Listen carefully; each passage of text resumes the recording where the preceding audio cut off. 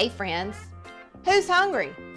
Eating your vegetables isn't hard with this fresh and flavorful broccoli salad. In a large mixing bowl, add 6 cups of chopped broccoli florets, half a cup of dried cranberries, half a cup of shelled sunflower seeds, 1/4 cup of diced red onion, and half a cup of chopped cooked bacon. Stir everything together until the ingredients are evenly mixed and set aside. In a separate mixing bowl, add half a cup of mayonnaise, half a cup of sugar, half a cup of apple cider vinegar, 1 teaspoon of salt, and half a teaspoon of ground black pepper.